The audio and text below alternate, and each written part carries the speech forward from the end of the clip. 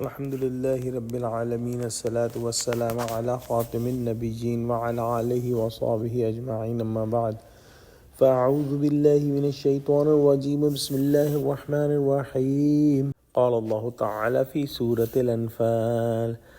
كدأب آل فرعون والذين من قبلهم كفروا بآيات الله فأخذهم الله بذنوبهم إن الله قوي شديد العقاب۔ ترجمہ: جیسا حال فرعونیوں اور ان سے پہلے لوگوں کا ہوا تھا ویسا ہی ان کا ہوا کہ انہوں نے خدا کی آیتوں سے کفر کیا تو خدا نے ان کے گناہوں کی سزا میں ان کو پکڑ لیا۔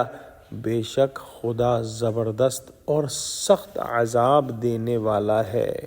اللہ سبحانہ و تعالیٰ کی سنت کبھی تبدیل نہیں ہوتی، یعنی قدیم سے ہمیشہ سے یہی دستور رہا ہے کہ جب لوگ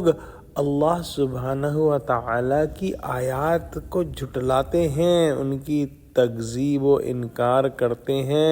یا پھر انبیاء سے جنگ کرنے پر مصر ہو جاتے ہیں تو پھر اللہ سبحانہ و تعالیٰ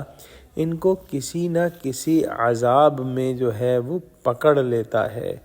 اور جو ہے اللہ سبحانہ و تعالیٰ بڑا زبردست ہے